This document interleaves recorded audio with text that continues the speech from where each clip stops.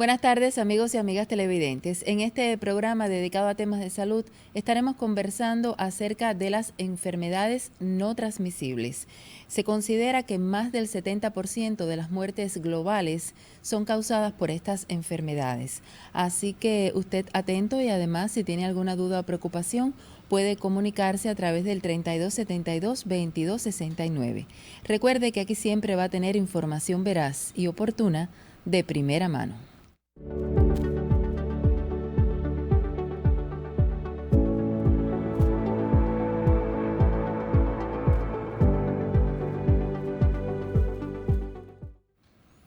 Y es un gusto tener por primera vez en nuestro programa de primera mano al doctor Noel Rosquete Muñoz, quien es especialista de primer grado en Medicina General Integral y también especialista de primer grado en Higiene y Epidemiología. Ocupa la responsabilidad de coordinador provincial de las enfermedades no transmisibles en el Centro Provincial de Higiene, Epidemiología y Microbiología de Camagüey. Buenas tardes y bienvenido a nuestro programa de primera mano. Buenas tardes para toda la teleaudiencia y gracias por la invitación. Vamos a abordar un tema, doctor, que una gran parte de la población no está ajena a esta temática de las enfermedades no transmisibles, porque tengo algunos datos que plantean que, digamos, a partir de los 80 años o de los 60 años es muy probable que se padezca alguna de estas enfermedades, ¿verdad? Así es. ¿Y de qué enfermedades entonces estamos hablando? ¿Por qué se consideran enfermedades crónicas no transmisibles? Bueno, estas enfermedades se consideran que son condiciones cuya causa y etiología es múltiple y compleja. Su aparición es gradual y silente y, como usted expresaba, alcanzan su pico de prevalencia en edades avanzadas de la vida. Son permanentes, por lo que requieren de tratamiento médico y cuidados de forma continuada. Pero son, a pesar de todo, enfermedades que podemos prevenir o atenuar su progresión, es decir, la progresión de la enfermedad, o acortar, es decir, reducir el tiempo de aparición.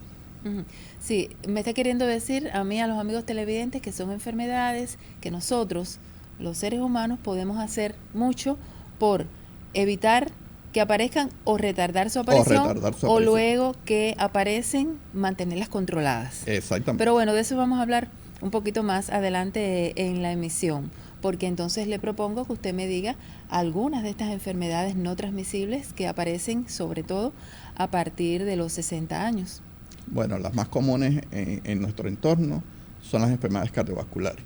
Y cuando nos referimos a las enfermedades cardiovasculares, nos referimos a las enfermedades del corazón, como la cardiopatía isquémica, en la que se incluye el que todos conocemos como infarto agudo del miocardio, las arritmias, la insuficiencia cardíaca, la hipertensión arterial, que es la más común de todas las enfermedades no transmisibles en nuestra población, y otras enfermedades como las enfermedades cerebrovasculares, tanto isquémicas como hemorrágicas, las enfermedades de las arterias arteriales y vasos capilares, donde se incluye la conocida como arteriosclerosis, las enfermedades respiratorias crónicas, donde se incluye el asma y la enfermedad pulmonar obstructiva crónica, la enfermedad renal crónica, el cáncer con sus diferentes localizaciones, sobre todo los principales son el cáncer de mama, de próstata, de colon, de cervix, pulmón y labio y cavidad bucal y de piel, que es el más frecuente en la incidencia. El de menor mortalidad, pero el más frecuente. Esas son las principales. ¿Y la diabetes? La diabetes. La diabetes. Ya se me quedaba la diabetes. Y la diabetes, es decir, dentro de las enfermedades metabólicas, la diabetes, es decir, hoy en día se habla de obesidad y diabetes. Sí. ¿Ya? Entonces, es otra de las importantes. Las 4 fundamentales es el cáncer, las enfermedades cardiovasculares, la diabetes y las enfermedades respiratorias crónicas. Hemos dicho en más de una ocasión, en el poco tiempo de progresión del programa, que son enfermedades que sobre todo aparecen después de los 60 años, pero no significa que antes hagan su aparición. Sí, desde etapas tempranas pueden aparecer desde la adolescencia. Es decir, hay enfermedades que desde la etapa de la niñez se pueden aparecer. Uh-huh. Hay muchas que, como habíamos dicho anteriormente, son permanentes, pero en determinado momento y de crecimiento del niño en su adolescencia pueden desaparecer. ¿Por ejemplo, el asma? Por ejemplo, el asma. Uh-huh. Hay veces que desaparece la crisis, ¿ya? Es decir, uh-huh, que se presente. Pero ese niño, si fue asmático en una ocasión, lo va a hacer para toda la vida. Y entonces puede ser que ya por otras condiciones, en su estilo y modo de vida, puede aparecer nuevamente las crisis de asma. Uh-huh. Vamos a ver el primer material de la emisión para luego continuar conversando acerca de estas enfermedades que afectan a un número importante de la población camagüeyana. ¿Cierto, doctor? Cierto. Uh-huh. Entonces veamos el material y seguimos en el diálogo aquí en De Primera Mano.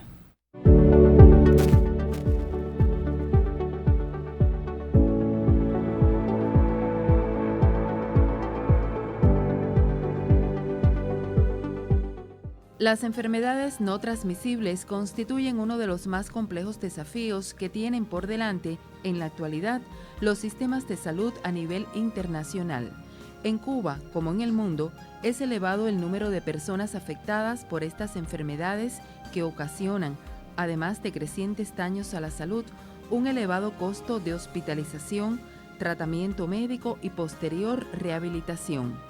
El análisis y la perspectiva de la economía de la salud y de la economía global son fundamentales para profundizar en el enfrentamiento a las enfermedades no transmisibles, desde un enfoque económico, como promueve la Organización Mundial de la Salud. El enfoque económico se refiere, entre otros aspectos, a realizar las inversiones más rentables que se pueden aplicar para revertir el patrón de mortalidad prematura que generan estas enfermedades. Asimismo, abarca 6 esferas que aportan las mejores pruebas del impacto y el valor para la salud, la economía y otros ámbitos del desarrollo nacional: la reducción del consumo de tabaco y alcohol, la disminución de dietas no saludables y de la inactividad física. También el fomento de la atención clínica preventiva de las enfermedades cardiovasculares y la diabetes, así como la prevención y el tratamiento del cáncer. Todas esas acciones demandan de la intervención de diversos organismos de la Administración Central del Estado y las organizaciones de masas en Cuba para lograr resultados efectivos. El enfoque estratégico se trata de definir y adecuar un plan de acción sobre la base de las áreas antes mencionadas, ajustado al contexto cubano y a posibilidades reales, que facilite alcanzar el propósito de reducir en 1/3 la mortalidad prematura hasta el 2030.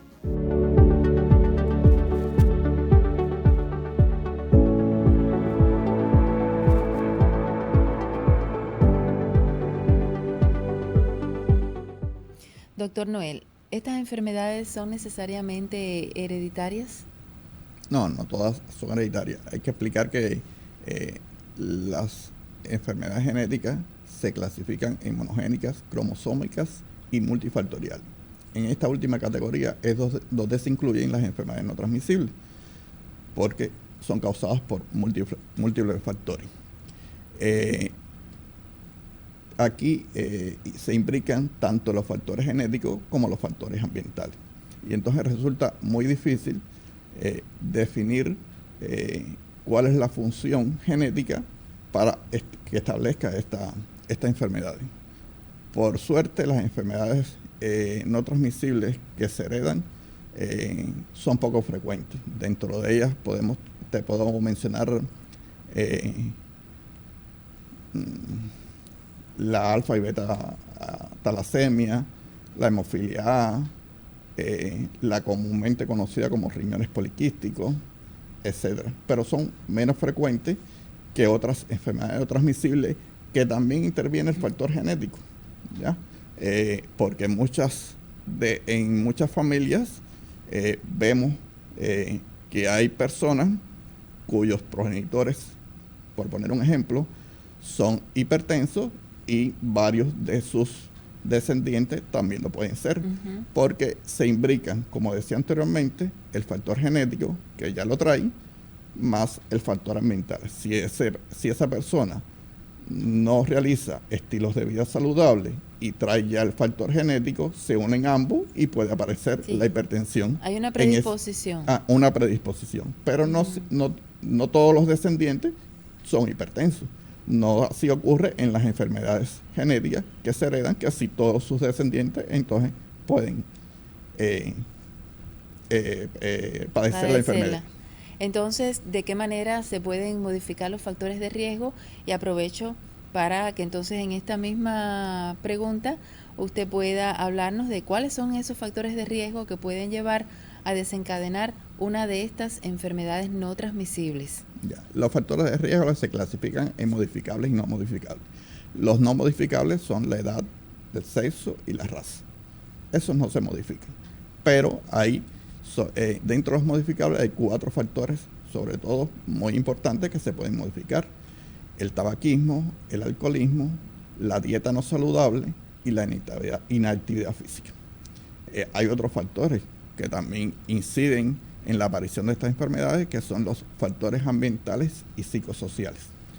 Pero sobre todo el tabaquismo, el alcoholismo, la dieta no saludable y la inactividad física, que a los cuales se le atribuye un elevado % de mortalidad por estos factores de riesgo. Usted decía, hay factores de riesgo que no se pueden modificar, como es la edad. Ya hemos dicho que aparece como un mayor % de las personas con estas enfermedades luego de los 60 años, edad. Ahora, el sexo quiere decir que hay algunas de estas enfermedades que son más comunes en las mujeres o en los hombres. Sí. ¿Sí? ¿Cuáles, por ejemplo? La diabetes es más frecuente en el sexo femenino, igual que las enfermedades cerebrovasculares. La hipertensión no tiene una predisposición. Lo mismo hombres que mujeres. Lo mismo hombres que mujeres. ¿Y la raza? La raza, sobre todo, es para algún tipo de estas mismas patologías. Por ejemplo, en la hipertensión, en la raza negra es más difícil de controlar que en los pacientes de raza blanca. El tratamiento requiere un tratamiento más fuerte. Y el control es más difícil en los pacientes de raza negra. Hablando de la hipertensión, somos muchas las personas hipertensas. Sí. Las conocidas. O sea, las diagnosticadas. Exacto. Y como siempre dicen ustedes los especialistas, puede no, que es la realidad. Muchos están sin saber que son hipertensos. Exacto. Entonces, en este caso, por ejemplo, de la hipertensión, que es tan común, ¿es la más común? Es la más común de todas las enfermedades. De todas las enfermedades no transmisibles. Y transmisibles. Y de todas. De todas las enfermedades. Entonces, ¿qué hacer? Digamos, si ya usted está diagnosticado como hipertenso o hipertensa, ¿qué recomienda hacer? Porque también nos enfrentamos a una realidad inobjetable, que es el déficit de los medicamentos. Entonces, ¿qué podemos hacer ante la enfermedad en sí y ante la realidad que hay con los medicamentos? Hay que partir desde el punto de vista, es decir, de esa persona que todavía no está enferma o que no sabe que está enferma, y del que ya está enfermo. ¿Ya? Para el que no está enfermo, por supuesto, es evitar estos factores de riesgo, realizar un estilo de vida saludable dentro de sus posibilidades para evitar que aparezca la enfermedad. Para el que ya está enfermo, lo primero que tiene que hacer es el autocuidado y autorresponsabilidad de su enfermedad. Para ello, el paciente tiene que saber y conocer su enfermedad, que puede obtener estos conocimientos a través del equipo básico de salud, es decir, el médico y la enfermera de la familia. Porque para conocer cuáles son las principales complicaciones que va a tener esa enfermedad, cómo tiene que cuidarse, cuál es la alimentación que debe de seguir, cuáles son los principales cuidados que tiene que tener, pues tiene que conocer la enfermedad. Y el autocuidado, la autorresponsabilidad de cada persona con su enfermedad es fundamental. Porque nosotros como salud brindamos el servicio, pero el responsable de la salud de cada persona es la propia persona, al no ser que sea menor de edad y que los responsables son los padres o el tutor de ese niño. Es fundamental. Sí, y también es fundamental que el tratamiento se cumpla. Muchos hipertensos dicen, no, yo no tomo los medicamentos porque ya la tengo controlada. No. Error.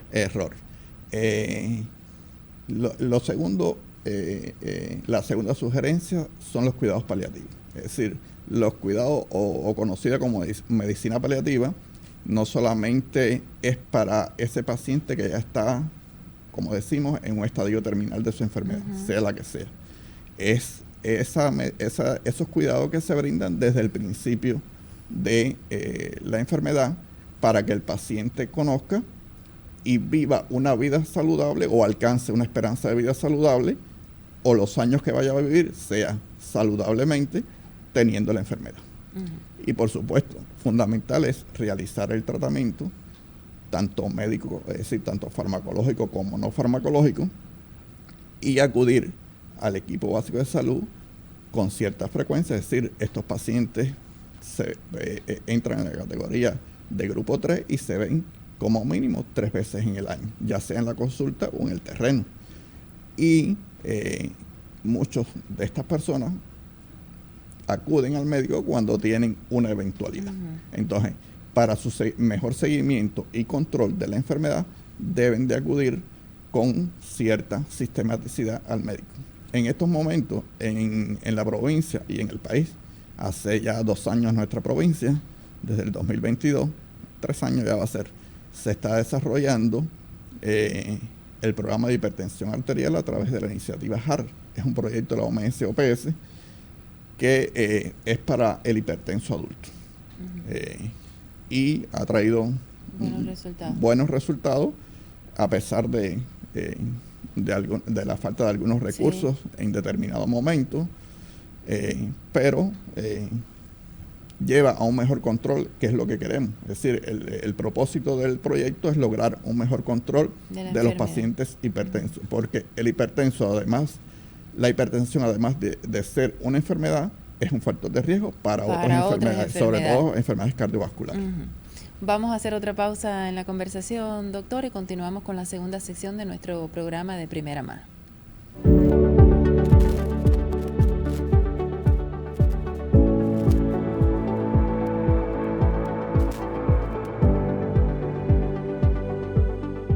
Especial atención dentro del sistema de salud cubano se concede al tratamiento de la hipertensión arterial, cuya prevalencia en Cuba se estima en alrededor del 50% o más de la población adulta. Solo la hipertensión arterial es responsable de un 40% o más de la carga global de enfermedad en Cuba. Si se trata con rigor y garantiza el control del 80% de los hipertensos conocidos, se trata y se controla a los desconocidos, sería posible avanzar con mucha más seguridad en la reducción de la mortalidad prematura en Cuba a corto y mediano plazo. No se debe olvidar que la hipertensión arterial es una condición que propicia además otros factores de riesgo y enfermedades. Por lo general se asocia o genera sobrepeso u obesidad, sedentarismo, tabaquismo, consumo de alcohol, diabetes, entre otros. El adecuado control de la hipertensión arterial de la población requiere de calidad en la atención médica primaria y garantizar un problema de gestión de problemas crónicos que permita perfeccionarla.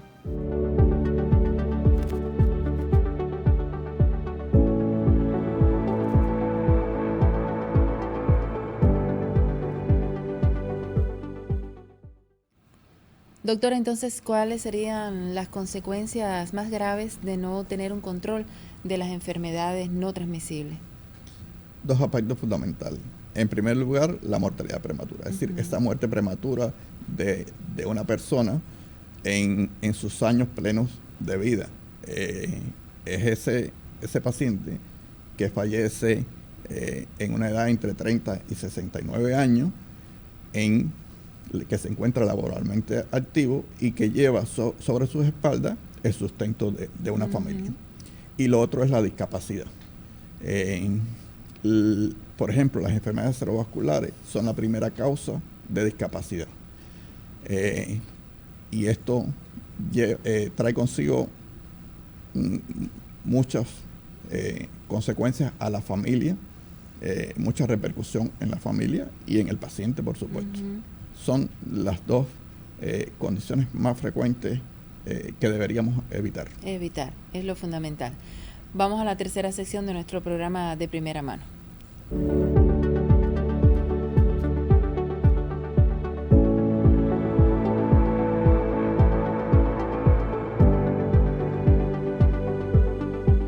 En este tema vamos a hablar sobre bursitis, la cual es una entidad extremadamente frecuente. Tenemos que comenzar por conocer qué es lo que es una bursa. La bursa van a ser todos aquellos elementos que van a estar llenos de líquido dentro de la articulación y que van a tener como la característica de disminuir la fricción entre los tendones y las superficies óseas que conforman una articulación determinada. A pesar de que existen más de 150 bursas en el organismo, las más comúnmente afectadas van a ser la del hombro, precisamente por su gran rango de movimiento, las del codo, precisamente porque producen compresión en algunos de los momentos, aquellas que pueden ocurrir en la rodilla, también conocida como la bursitis de la ama de casa, y también otras que pueden ocurrir en la articulación, como por ejemplo de la cara. Las causas fundamentalmente de esta entidad van a ser de tipo irritativo.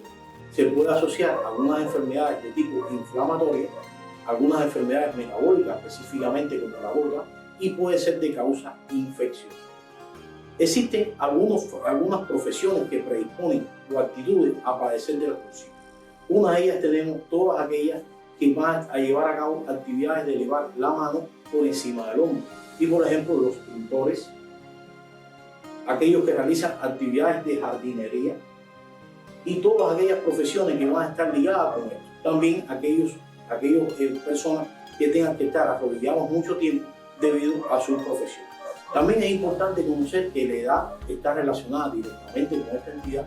Algunos pacientes que padezcan de diabetes mellitus, fundamentalmente artritis reumatoide y la obesidad. El síntoma fundamental por lo que van a acudir los pacientes va a ser dolor.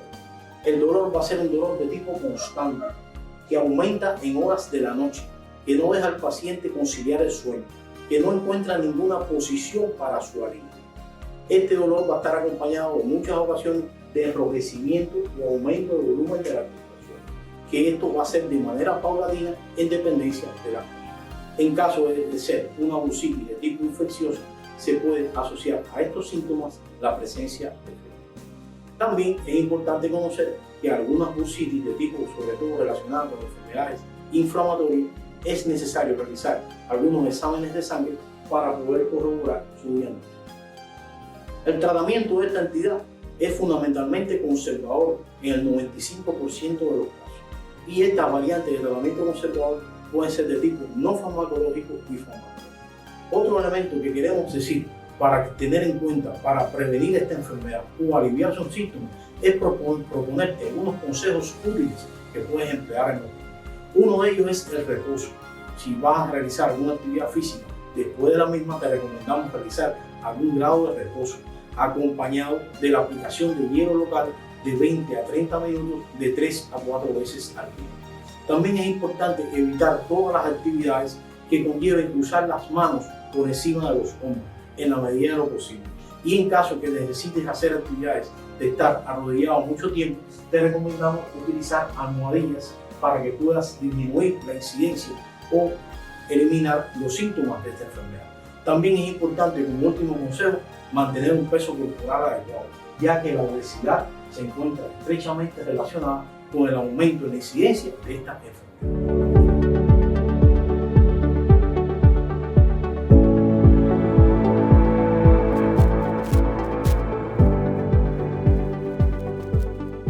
Doctor Noel, existe, como sabemos, una estrategia cubana para la prevención y el control de las enfermedades no transmisibles. Concretamente en Camagüey, ¿en qué se está trabajando? ¿Cuáles son las perspectivas?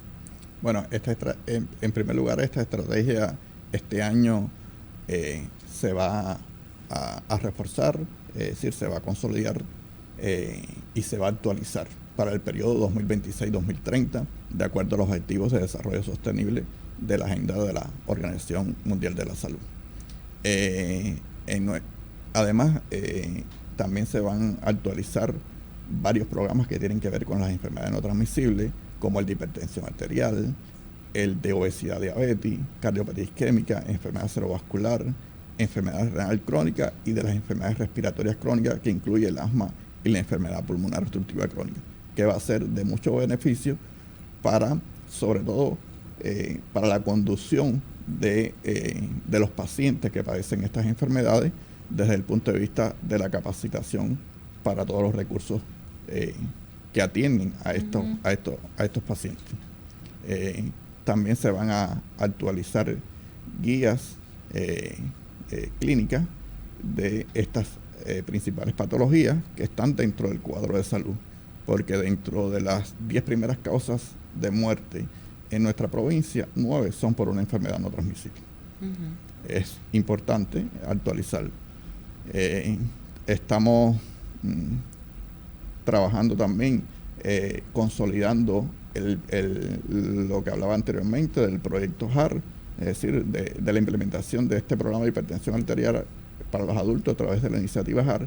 Y este año ya comenzamos, a partir de este mes de marzo, la implementación de la obesidad y diabetes también a través de esta iniciativa HAR, que pensamos obtener también resultados con la implementación de este proyecto, de este programa a través de este proyecto en la provincia. Igualmente de la enfermedad renal crónica, que es otra de las enfermedades frecuentes y cuyos pacientes están llegando a nuestros centros de hemodiálisis ya en estadio avanzado, que ya tienen que comenzar a hemodializarse. Sí. Es fundamental. Y por supuesto seguiremos trabajando en la promoción de salud, en la prevención de estas enfermedades no transmisibles, para disminuir su incidencia y la mortalidad en nuestra provincia. Muchísimas gracias, doctor, por haberme acompañado, igual que a los amigos y amigas televidentes. Lo esperamos en otra oportunidad para continuar conversando sobre este tema tan importante por la incidencia que tiene en la población cubana y camagüeyana, que es el de las enfermedades no transmisibles. Así que lo esperamos en otra ocasión. Muchas gracias. Y gracias a usted. Estaré. Igual que ustedes, amigos y amigas televidentes, saben, los espero el próximo miércoles en vivo, 4:30 de la tarde por Televisión Camagüey, porque les garantizo que aquí siempre van a tener información veraz y oportuna de primera mano.